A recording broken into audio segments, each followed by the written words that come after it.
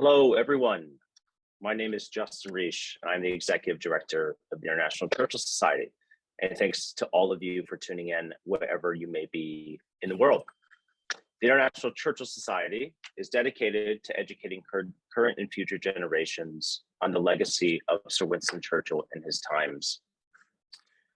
We host monthly virtual events as well as an annual conference. This year, we will be gathering in Kansas City, Missouri on October 6th through 8th, and I will put a link in the chat to learn more about the conference.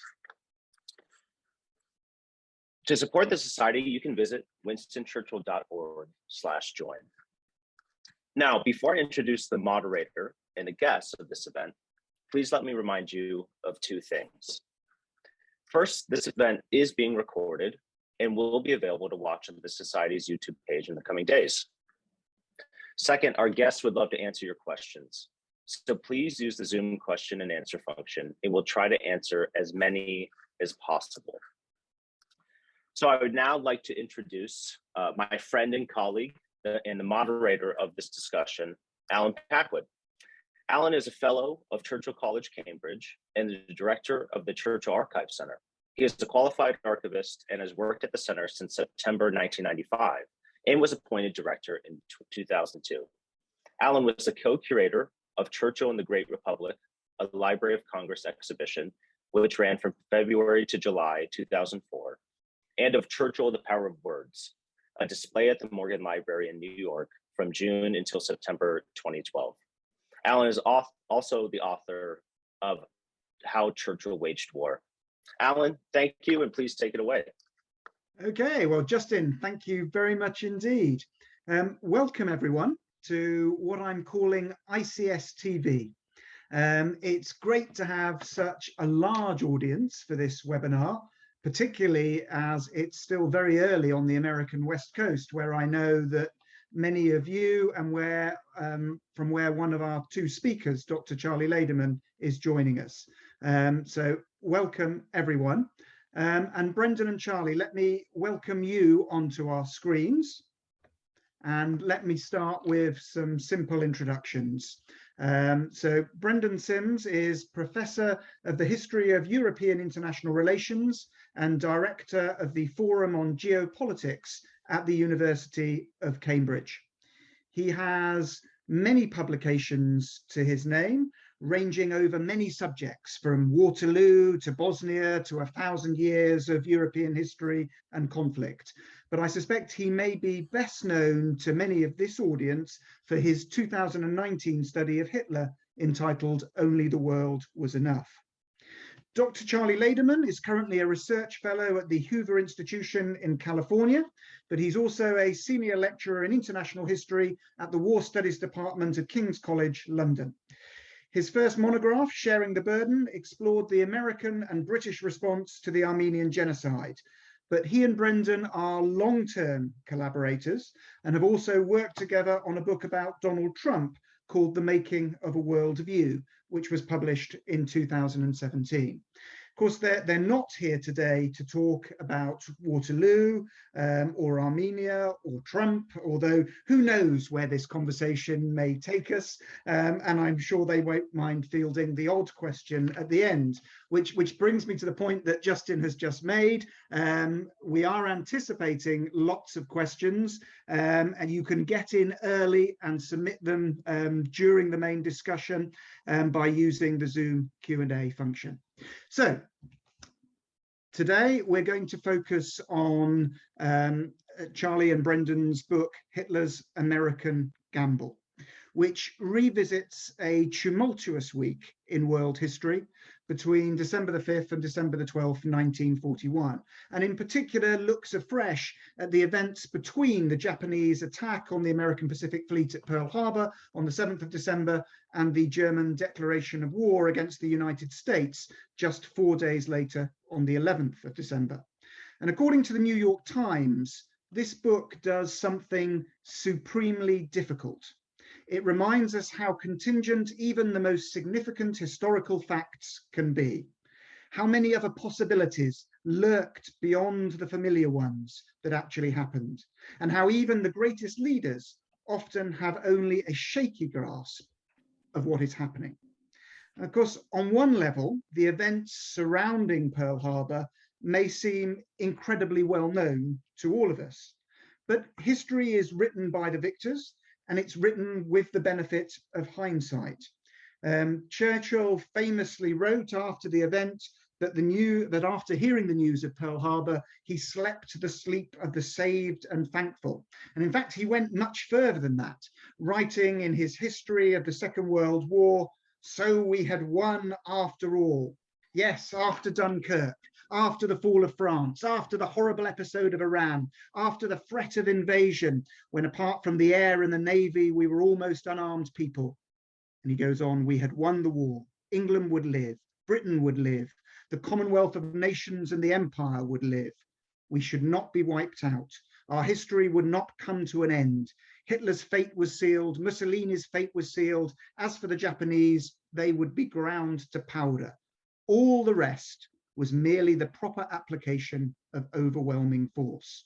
And his passage finishes, "There was no more doubt about the end." There was no more doubt about the end. But is that really how it was seen at the time? Presumably not by Japan or Germany. And was there, and could there really have been that level of certainty in Moscow, Washington, or even in Churchill's London? So the book, which I recommend to all of you, published by Allen Lane and Penguin, strips away those layers of hindsight and plunges us back into those events almost in real time. So let's get into it. And Charlie, I think I want to start by coming to you and by asking you, what led you and Brendan to this subject? What were the questions that you were trying to answer with this book? Thank you, Alan, and thank you to Justin and the Society for having us here. It was great, Alan, that you started with that wonderful passage from Churchill. It's so evocative. It's such wonderful writing, and that really is where we started off our journey. Brendan and I used to teach a course together at the University of Cambridge on the international history of the 20th century. And that moment, Japan's attack on Pearl Harbor and Germany's declaration of war only a few days later, which normally is an afterthought in many of the accounts of this, that was sort of a seminal point in our teaching. And we were talking after class one day and thought, Churchill's passage is so powerful, but how accurately did it reflect the moment?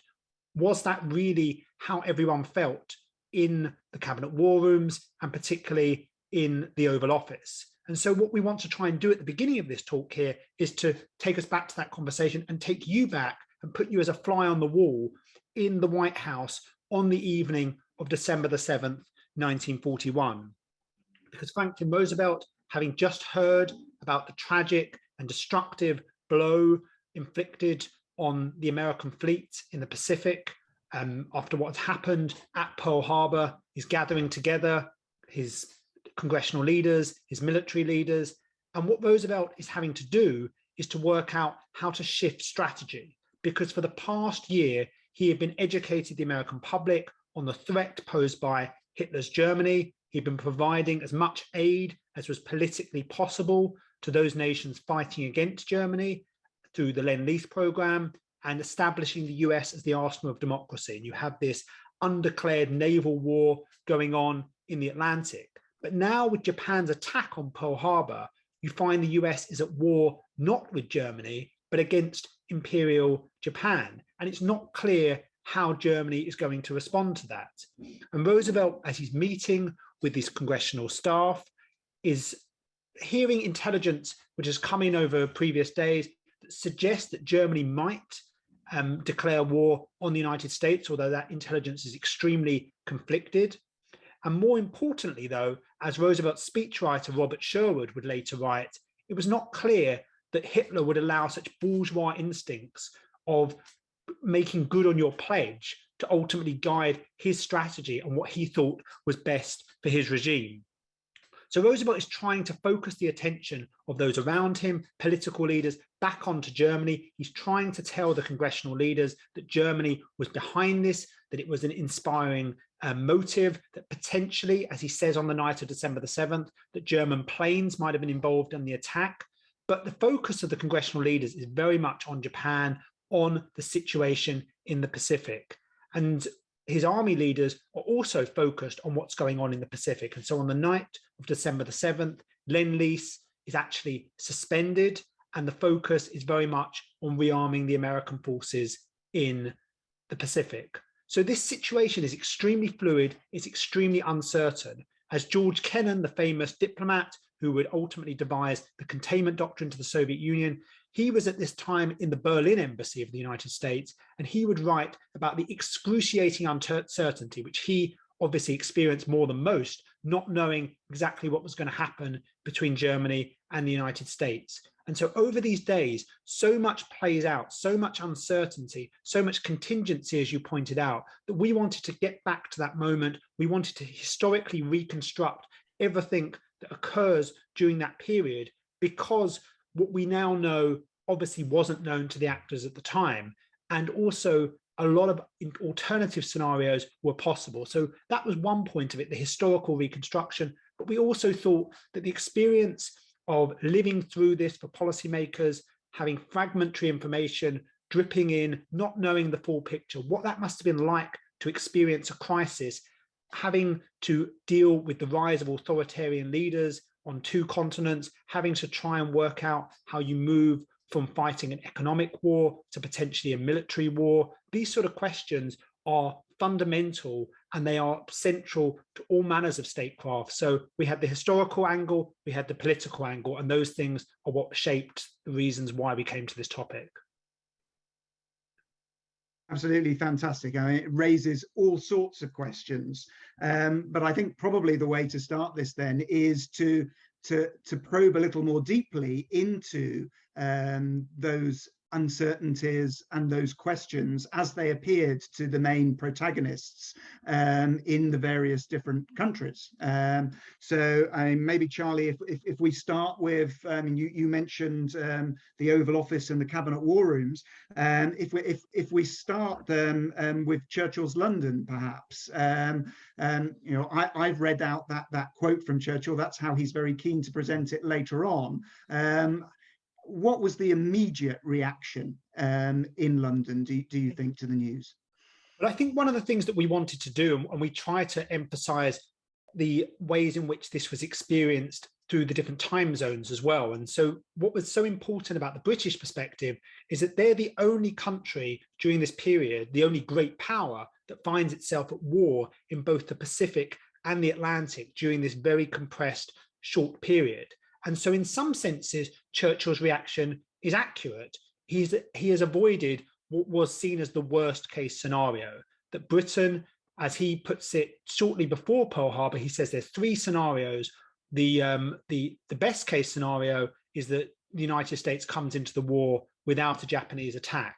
The second best scenario is that the United States and the Japan both come into the war. And the worst case scenario is that Japan comes in and the United States is still on the sidelines. So he has avoided that. The Japanese haven't just attacked the British Empire and potentially the Dutch Empire, as was threatened throughout 1941. The United States is at least in the same boat, as Anthony Eden would put it, with Britain in the Pacific. But that's not necessarily the case in the Atlantic. It's not clear exactly what the United States will do about what's going on in the Atlantic.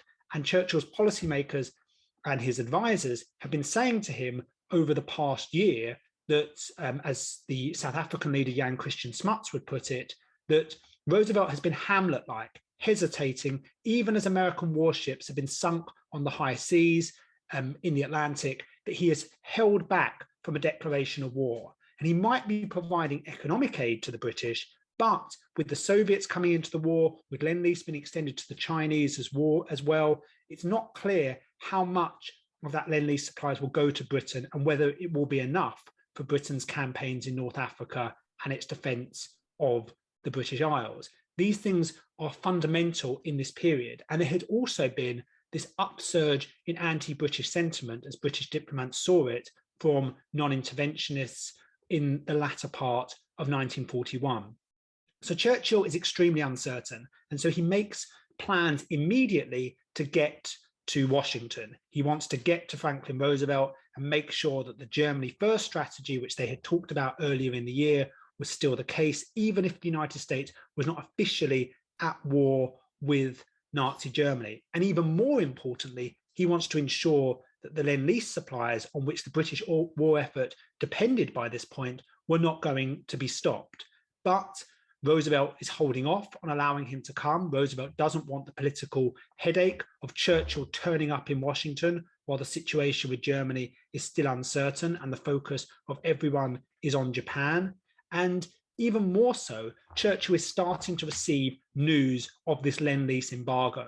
He and his ministers are being woken up in the early hours of the morning, being told that supplies are being taken off ships, that they're being redirected to the Pacific, and there is panic throughout London on what might happen.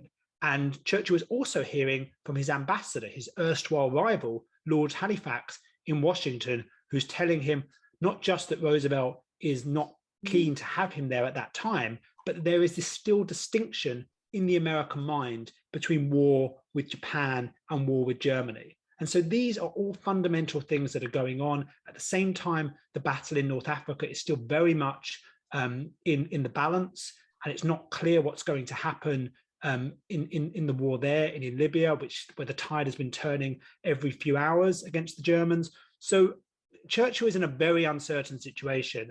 And the idea that he slept the sleep of the saved and thankful is slightly undermined by those who saw him at the time, who said that he looked completely exhausted. Every single public opinion response during this period suggests that Churchill sounds exhausted, that he looks exhausted, and it's certainly not clear that he is feeling this triumphal relief that he would later write about. So is it fair to say then that, in the short term, there are, potentially huge logistical problems for the United Kingdom if the Japanese attack on Pearl Harbor means that America is actually going to stop Lend-Lease supplies to Britain and the threat of that. And of course, in the longer term, potentially huge strategical implications, because of course, Churchill and Britain had been relying on the American Pacific Fleet to guarantee the security of the British Empire in the Pacific theatre. Absolutely, and as you say, when we look back on this period, we tend to think of it as the Second World War. But up until December 1941, we're talking about two pretty much separate conflicts going on in Asia and in Europe. And Britain is not formally in the conflict in Asia prior to December 1941, but now, as you say, it's facing this global conflict. It has its territory stretched across the world. Its supplies are already extremely stretched, and Britain is in a very, very difficult position as a result of this.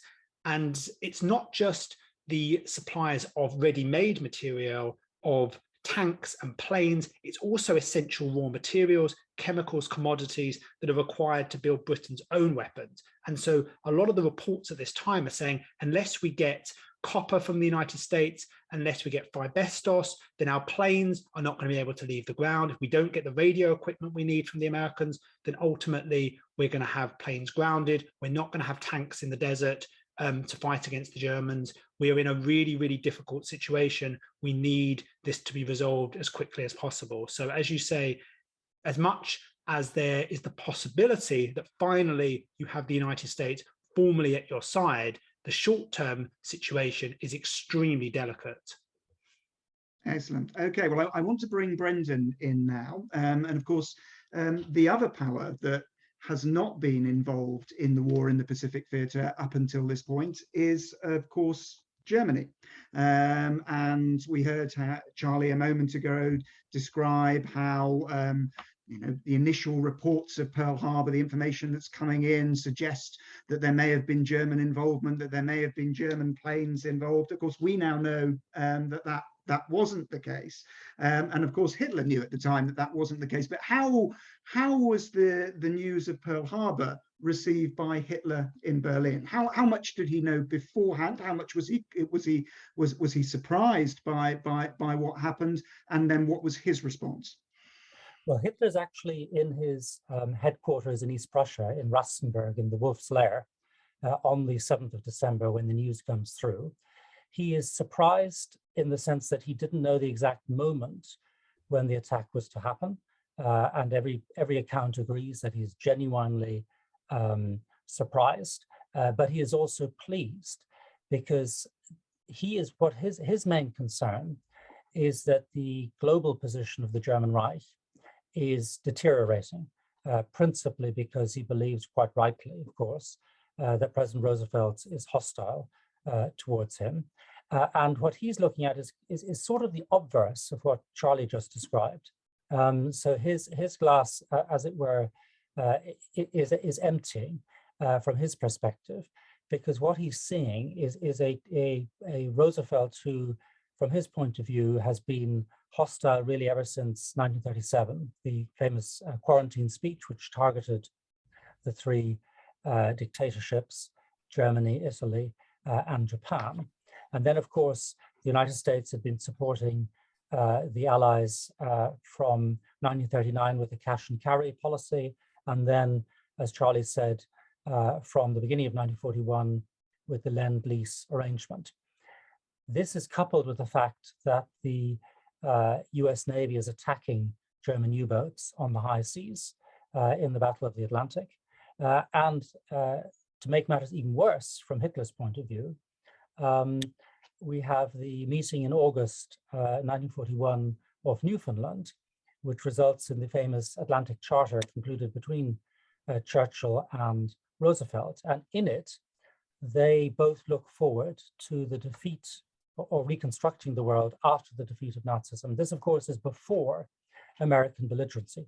So from Hitler's point of view, he is actually, he's almost at war with the United States already.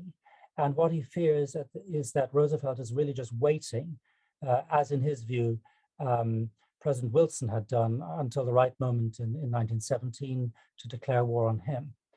And what he wants to ensure is that he can choose the moment when war breaks out, and in particular, that he will have the Japanese in the Far East drawing off the British and the American fire, and of course interrupting Lend-Lease. So he has encouraged the Japanese to attack, and he is then relieved when they do attack. Of course, the Japanese cannot be sure that he is going to deliver on his promise, but in his own mind, and he's really the only person throughout the 5 days we described, he's really the only person who knows exactly what is going to happen. And that perhaps then brings us to the big question, which is the German declaration of war on the United States. Given what you've just said, is that something that really then you see as inevitable from the moment of the attack onwards? Of course, it's a decision that has been very, heavily criticised for, the argument being made, of course, that really it guarantees the Axis defeat, makes it so much easier for the United States and the United Kingdom to coordinate their policy. But how do you see that decision? Well, what we do in the book is to restore a sense of rationality to that decision. Obviously, it's a skewed rationality. It was, in retrospect, a completely wrong decision. But if you look at the world from his point of view, you can see that he's faced with this consistent hostility from Roosevelt. And please don't misunderstand us. We're both delighted that President Roosevelt took this point of view. But if you were looking at it from Hitler's perspective, it's obvious, at least it seems obvious to him, that American belligerency is only a matter of time. What he doesn't realize is what Charlie hinted at earlier, is that, of course, there are huge roadblocks within the American political system, from the isolationist side in particular, which actually make it very difficult for Roosevelt to take the United States into the war off his own bat. But from Hitler's point of view, he is actually preempting the Americans. And so he really sees a very narrow path, not to victory. And he's quite honest about this. Even after the declaration of war, he meets the Japanese ambassador, General Oshima, in Berlin, and he freely confesses. He says, "I actually have no idea how I'm going to defeat the United States.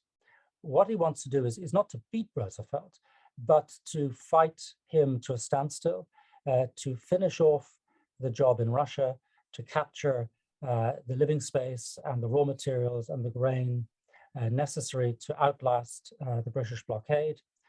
Likewise, the Japanese will capture their territory in the Far East, and then just hope that essentially the Anglo-Americans will give up and conclude a compromise peace. So we completely agree. From our perspective today, it seems like an insane decision, but actually, if you look at it, as it were, through his own eyes, from the perspective of the 7th of December, it makes a lot more sense. And so what he tries to do between the 7th and the 11th of December is to prepare the way to ensure that he has an agreement in place with the Japanese and the Italians. So that is hammered out over the next few days, agreeing the rough outline of a post-war order. And of course, to prepare his speech to the German Reichstag. That's the really important moment when he announces, not merely to Germans, but also to the world, what he's going to do and the reason why he's doing it. Okay, well, let's stay with Hitler and with his skewed logic, as you've described it. And perhaps even more disturbingly, I think you link this moment in Hitler's thinking very firmly, very clearly to the Wannsee Conference and the decision to embark on the Holocaust and to exterminate the Jews. You link it directly to the declaration of war against the United States. And perhaps you can just tell us a little bit about your argument there. So what we show is that Hitler's anti-Semitism was very fundamentally connected, not exclusively, but fundamentally connected to his perception of Anglo-American enmity, but also his hostility towards international capitalism, as he understood it, what he called plutocracy. And he sees the Jews as the agent of plutocracy. They're the people who, he argues, helped cause the defeat of Germany in the First World War, perpetuated the subjection of Germany, turned them into Germans into slaves in the 1920s through the reparation system and other aspects of the Versailles settlement. And so what he's determined to do is to deter, if at all possible, America from entering into the lists against him. And we know this because he announces it very clearly in January 1939 in a notorious speech to the German parliament, the Reichstag, where he says, and he's directing this absolutely specifically at Roosevelt, he says, if international Jewry succeeds in plunging the world into another war, then the result will not be the destruction of Germany, but the end of European Jewry. So in effect, he is holding European Jewry, and by them he really means, by 1941, Central and Western European Jewry, because of course, the Jews in the Soviet areas captured by the Germans had largely been murdered already. But those Central and Western European Jews he conceives of as hostages for the good behavior of Roosevelt. Once he has declared war on Roosevelt on the 11th of December, the hostages are no longer needed. He moves to implement his threat, and we know this because on the 12th of December, the day after the declaration of war, he has his Gauleiters, his regional party leaders, summoned to the Imperial Chancery. And we know from Goebbels' diary what was said. He tells them, I warned the Jews that if there was war, a world war, they would pay the price. Now we have a world war, which is the war with America, and so the consequences must follow. So the connection to our mind is very, very clear. Thank you.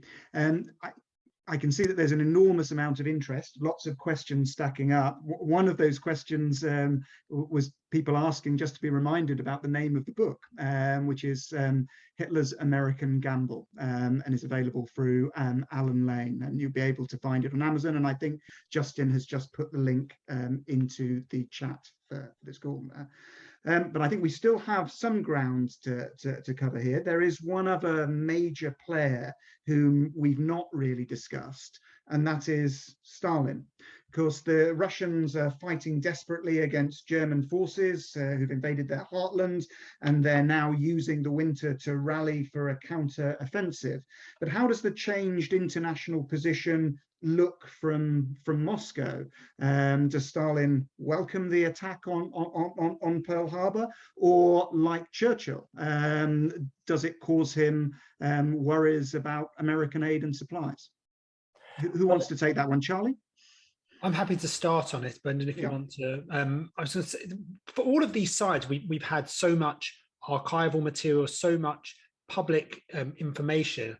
The Soviet side is the one which, as Churchill famously would write about, Russia being an enigma wrapped in a riddle. And we do not have everything that we would like to know about the experience, the perspective from inside the Kremlin. But quite a lot we do have comes from both the Soviet ambassador in Washington, Maxim Litvinov, who'd been sent there to maintain the continuation of Lend-Lease, but also material which comes from the Soviet public perspective and in the army perspective. And in all of those, just like in Britain, the main focus is on the concern about the embargo of Lend-Lease, and that the Soviet Union, at this very, very acute moment in the battle against the Germans, are going to be deprived of the weapons on which they have come to rely.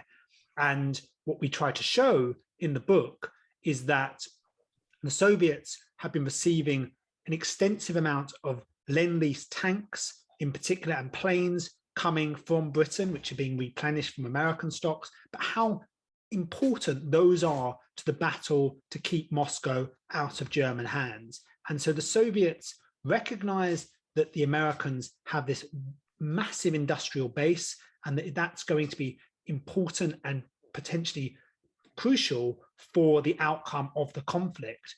But they know that in the short term, they need to ensure that supply keeps coming. Otherwise, they're going to be pushed back to the east and potentially all the way back if the Germans keep their onslaught coming. So they're extremely concerned, and we know this because in terms of the Red Army propaganda, what's being sent to the troops, the Soviets high command are actually having to put out questions because they're getting so many inquiries from the troops as to what might happen as a result of the Japanese attack on Pearl Harbor. And the main question is, are we going to still receive our weapons and our material and our munitions? So this is crucial.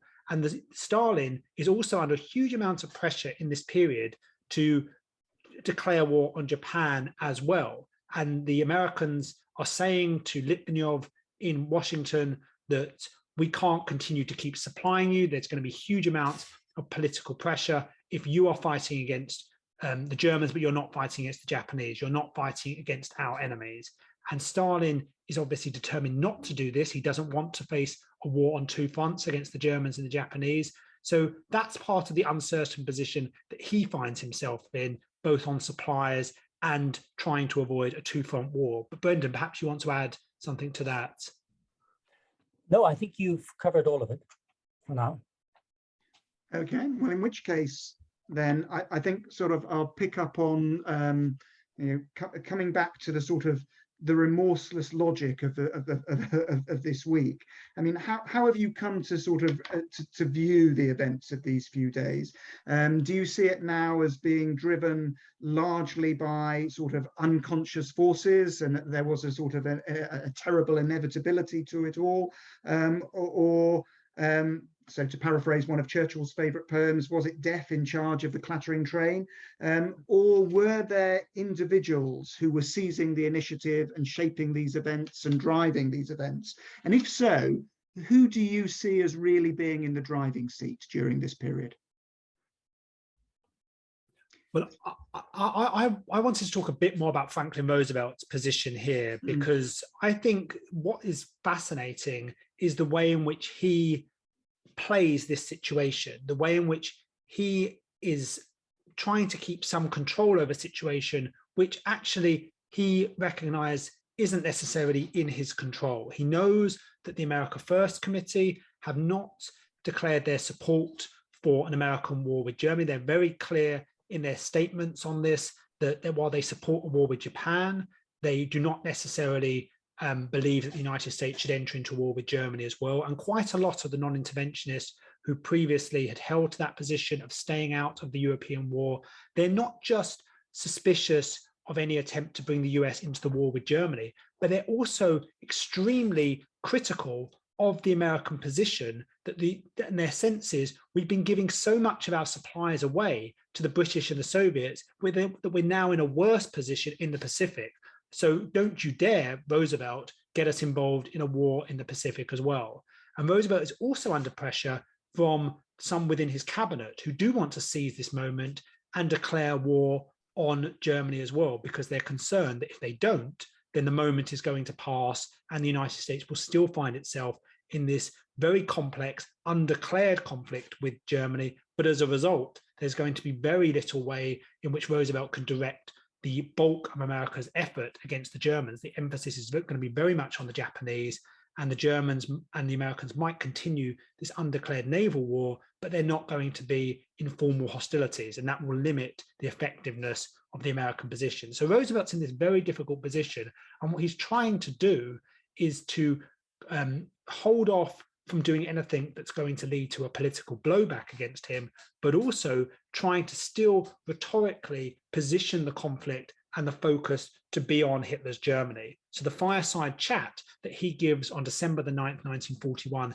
having not mentioned Germany or Britain for that matter at all in the declaration on December the 8th, in which he recognizes the state of war with Japan, December the 9th, all the focus is on Hitler's Germany. Japan is very much the puppet of Germany, that Hitler is the animating influence behind this, and putting out this material to the public as well, because partly he wants to ensure that the American public recognize this, but he also wants to ensure, as part of this long-standing long-standing rhetorical duel between the United States and Germany, that he keeps up the efforts there.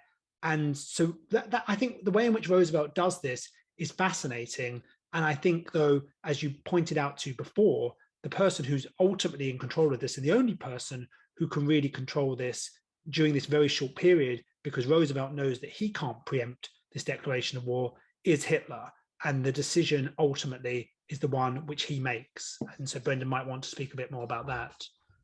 Yes, what we really show in the book is this tension between determinacy and contingency. On the one hand, the fact that Hitler is planning to go to war, that's a given, but only he can be sure of that. And the rest of the world, after the 7th of December, is scratching its head. Not only Britain and the United States, as Charlie's mentioned, not only the anxiety in Moscow, but also in Tokyo. Absolute uncertainty as to whether Hitler will actually deliver. Quite a lot of anxiety that they will be left in the lurch, that they will be the victim of what they call, in inverted commas, racial abandonment. The Japanese are worried that the British and the Germans will patch up their differences, and they will gang up against the protagonist of the Asian peoples, as the Japanese leadership saw themselves.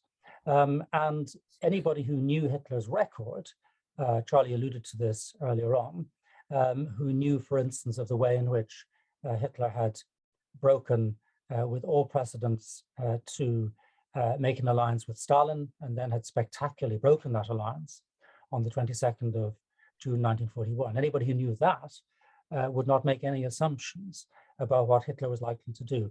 So it's this tension between the determinacy and contingency, which really makes, I think, these 5 days so exciting. Thank you very much. Again, I'm looking at the questions, and there are a number of questions appearing in the chat, which are actually about sort of contemporary events. And of course, we once again have a war in Europe. And once again, we've witnessed countries failing to anticipate and then struggling to catch up with events. I mean, do you see any parallels between the immediate aftermath of Pearl Harbor and the response to the unfolding crisis in the Ukraine? Obviously, it's a very different time, it's a different context, but are there lessons that you feel can be learned from history and from a study of these events?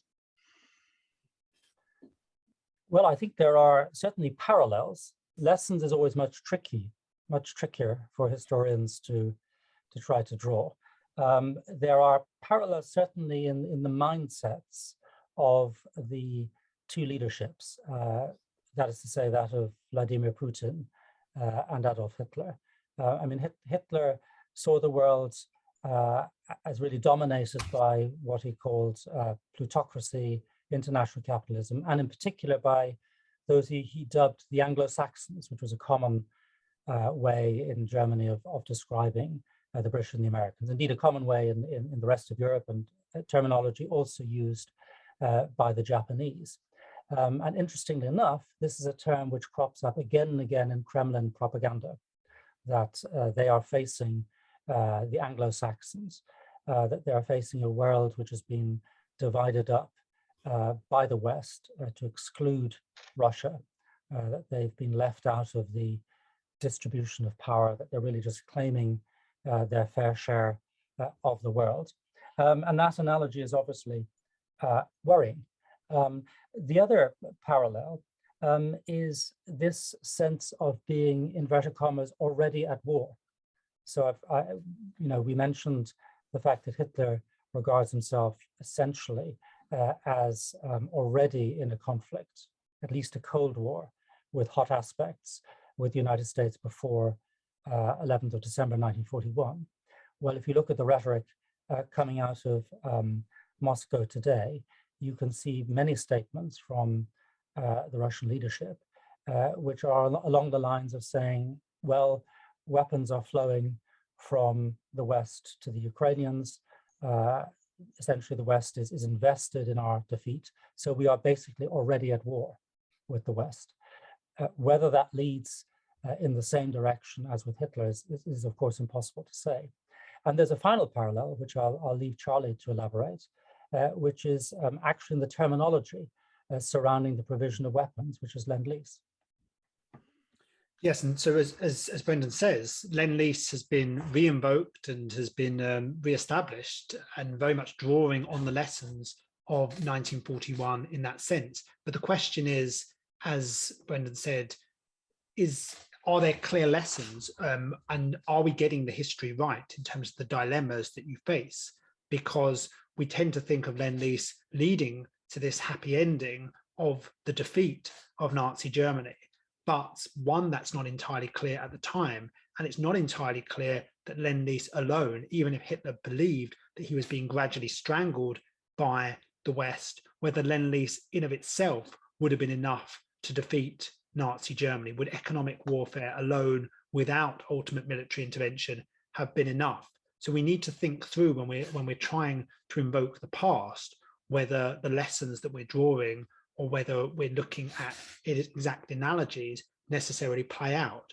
It's not clear how the Russians will respond to the supply of Lend-Lease. Do we want them to see it as Hitler did, as seeing themselves already at war with the United States? These are questions that we should be asking ourselves.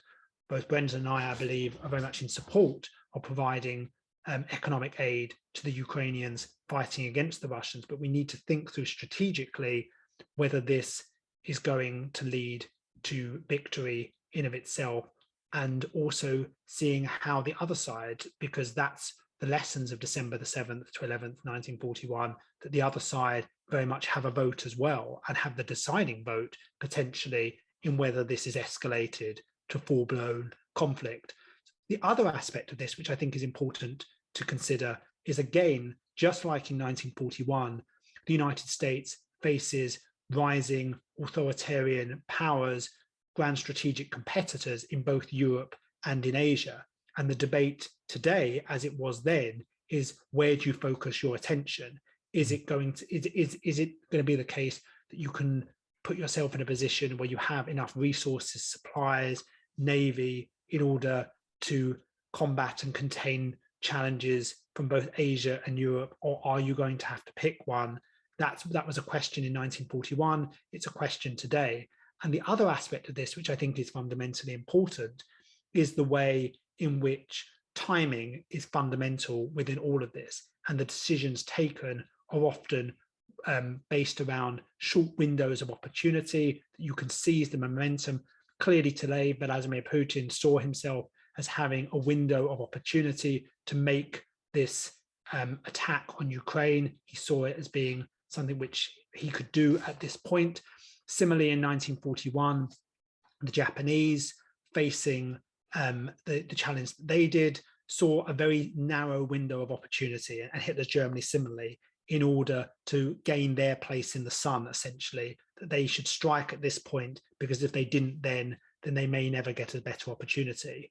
And just as the Japanese were reliant on oil and supplies from outside in 1941 and made the decision in the summer of 1941 on that basis, the idea that they're going to be strangled out of oil supplies, there are other commodities that are fundamental today. And if we're talking about the situation with China, then Taiwan and the role of semiconductors there have a very clear analogy with this, of the possibility of whether China will be deprived of access to those markets, which are fundamental to modern weapon systems. So there are a number of parallels, but as Brendan says, no clear and easy lessons that come from history.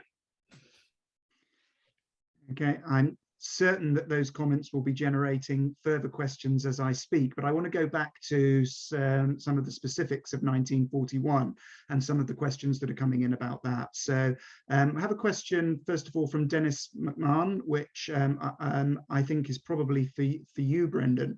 Did anyone in the OKW or German intelligence have any clue that Hitler would announce to the Reichstag a declaration of war against the United States? So, I mean, to what extent were his intentions known sort of internally within the administration? They're well known to the Supreme Leadership because he's been consulting quite widely on what should go into his speech. So, for instance, he's been consulting with Goebbels, obviously, who's his propaganda minister, and has been having a big input into how this should be presented. He's been consulting with the broadcasters on questions of timing. So the speech is timed so that it can be heard in the US. They'll be up at this point because it's in the afternoon in Germany, but it can still be heard by the Japanese before they go to bed. So he's taken advice on that. And quite a lot of consultation of a technical sense with the foreign ministry on various grievances against the United States. What we don't have is a debate on whether it's a good idea to go to war with the United States. That is sort of a given from his point of view. So people are pretty much expecting something dramatic to happen and probably a declaration of war on the 11th of December. But nobody is sure. And this is what contributes to the sense of drama, which we describe in some detail as this kind of very careful choreography of, you know, cars arriving, of hymns, or rather horse vessel songs and music, and then the whole drama of the Reichstag and the foreign dignitaries and others listening to this. So Hitler was sort of building up to a great performance, and so he couldn't say in advance this is what he was going to do. Can I just add to that, Alan? Just one of the things that I think is if there's not necessarily a debate, there's certainly conflicting signals that come from one of the most important figures in our story, which is Hans Thompson, who's the German chargé d'affaires in Washington, and the material that he's sending through and back to Hitler. And we know that Hitler's reading his reports avidly over the course of this year, but there's a sense to which whether there's sort of a propaganda benefit to being the one to seize the moment, but also a sense of uncertainty as to what Roosevelt's going to do. And Thompson is clear in those messages that no decision, as far as he can tell, has been taken by the White House yet as to what they're going to do about Germany, that Lend-Lease supplies have been interrupted. The Germans are aware of this. So we're getting this uncertainty that's coming through. And so Thompson's reports can be read in one of two ways by Hitler and those around him, if they had so wanted, that there was no need to declare war because the American political situation is complex and it's not clear how Roosevelt will act, or that this is the moment to strike. But also because Thompson is an intelligence source for the Americans, that they're getting conflicted messages from Thompson as well. They're not sure from the German side whether the Germans are going to act. The messages coming through and the intelligence that they're receiving from one of their agents who's close to Thompson is that there's no clear indication that even if the Germans are pleased about what the Japanese have done, that they will actually act and declare war as well, that it's actually could be in Germany's interest to maintain this sense of uncertainty in the relations between Germany and the US. So there's so many questions that are up in the air and so many plausible scenarios for those who experienced it at the time, that these things could have gone in a multitude of different directions. And as Brendan said, it's only in Hitler's own mind that there's a sense of certainty, but for everyone else, there's just confusion. Let's move then from the drama in Berlin to the drama in Washington, D.C., which you've just touched sort of briefly on. And there's a question from Mike Goodman. How active were the isolationist and America First forces during the few days between Pearl Harbor and Hitler's declaration of war on the United States? Yes, it's a very good question. And we one of the things that we think is fundamentally important to recapture is not just the decisions being made in chancelleries and in war rooms, but also the broader public opinion and the role of those who are dissenters and critics from the established position. And the America Firsters are fundamental within this because they've emerged, as we all know, as the main critics and the main opponents of Roosevelt's policy. And so the statement, as I said, that they put out on December the 7th recognizes the possibility or accepts and supports a war with Japan, but makes clear, as they say internally, that this has changed nothing with regard to Germany. And so they are to meet actually on December the 11th, 1941 to decide their position. There's circulars going round as to what they should do to their sort of local chapter committees. And the overwhelming position is that the America First Committee should keep going, that it should keep to its established position, that it should support the war with Japan, not necessarily the war with Germany, and it should oppose the provisioning of more aid to the British and the Soviets because the Americans now need that themselves. And so the big debate within this period is whether the United States is going to fight an America First war, which is limited to fighting the nation that has attacked it, or it's going to fight a broader coalition war against all of its enemies. And these are debates that go back a long way in American history. And we have to remember that the United States fights the First World War as an associated power, and that it doesn't fight all of the Central Powers. It fights Germany and Austria-Hungary, doesn't fight the Ottoman Empire. There is a plausible scenario where the United States doesn't fight formally against Germany, even if it does informally. But more importantly, across this period, and we're not just getting this from the America First Committee, we're getting this from leading figures in the Senate, we're getting this from newspaper reports as well, is an attempt to keep the focus on Japan. It's to oppose the dispatch of an American expeditionary force to Europe, because the First World War is remembered in the American public mind at this time a bit in the way that we would remember the Iraq War today. You don't ever again want to send a large-scale American military force to Europe in the way that there's opposition today to sending a large-scale American force to the Middle East. So these are fundamental questions. And we're not saying within the book that we know exactly how things would have played out, that the United States would have definitely not gone into a war with Germany. But we're saying that there is a huge amount of uncertainty. It's not clear that that declaration of war would have been imminent or that it would be inevitable, but also that timing is critical. And as we've tried to talk about with the Lend-Lease suppliers, if this decision on an American war with Germany had been delayed even a matter of weeks or months, then this could have had profoundly grave consequences for the Russian attempts to defend Moscow and the British campaign in North Africa. So this is a really narrow, fundamental window of time, and to understand the opposition to that decision to bring the US into the war with Germany is just as important as to understand those who are making the decision. Yeah, I'm conscious of the time. I'm going to try and get through just a couple of further questions, and we may go slightly over our allotted time. I'm very glad to hear you, talk about a moment ago about, this narrow window of time and the consequences of delay. You quite rightly, both of you, pulled me up a few moments ago on the question of historians drawing lessons for today from these events, and I suspect you will have similar views to some extent on counterfactuals.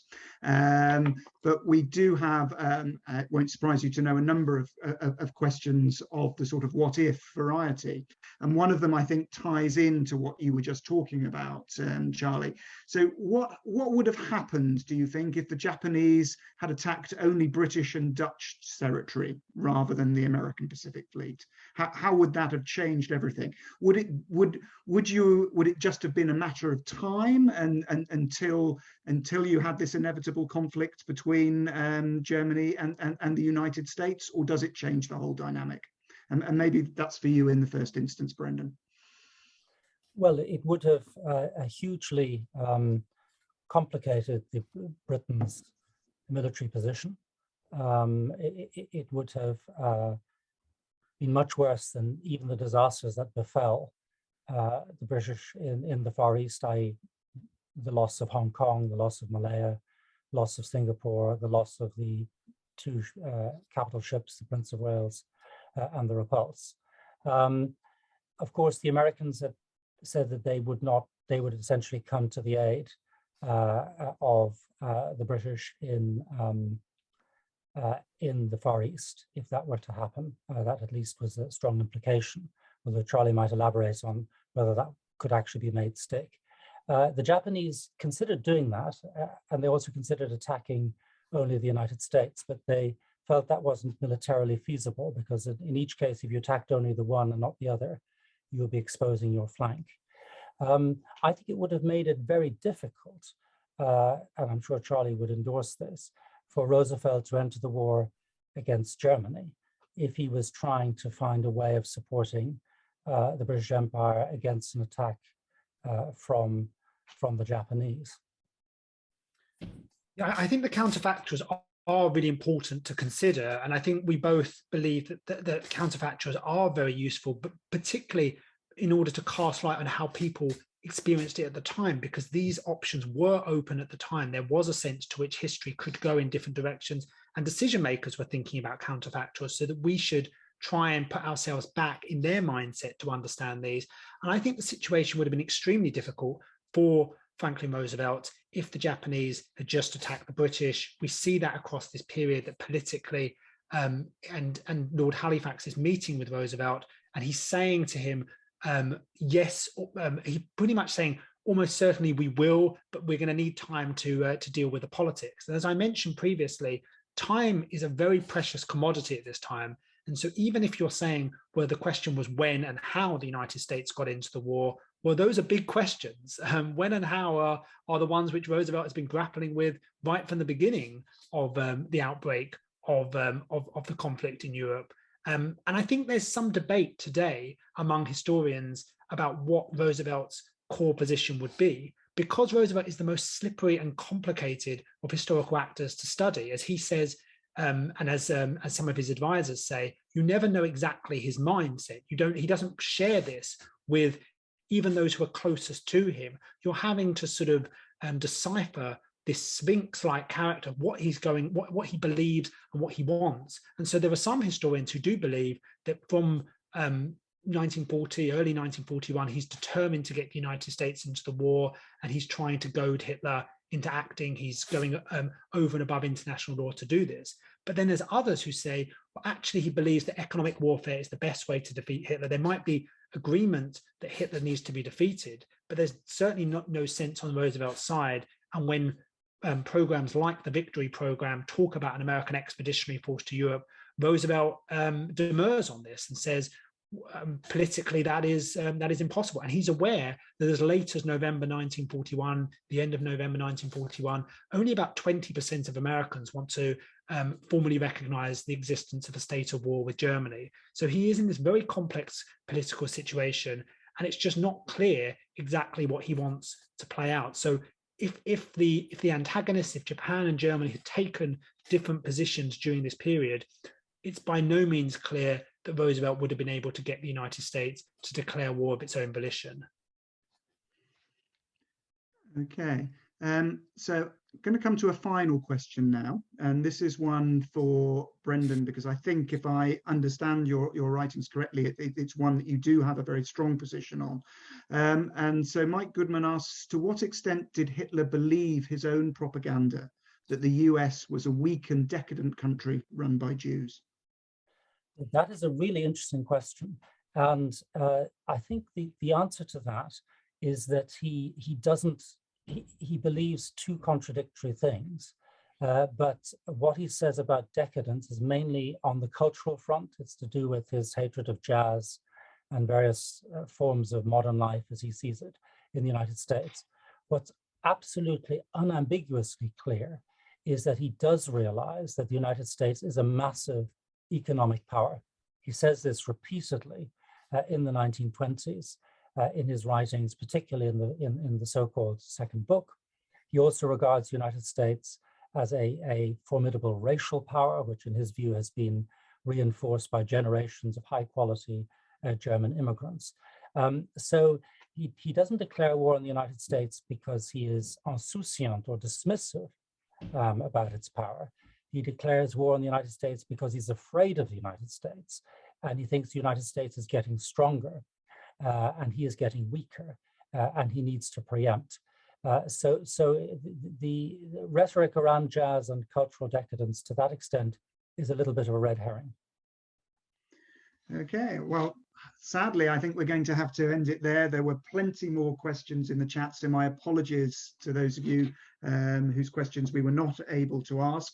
I think what we have been able to demonstrate in this hour is the amazing depth and breadth in this book. So a book that at first glance appears to be about just 5 days and about a very limited moment of time, you quickly see through the importance of those 5 days that it's actually about an enormous amount more, and covers a huge range of countries, themes, subjects, protagonists.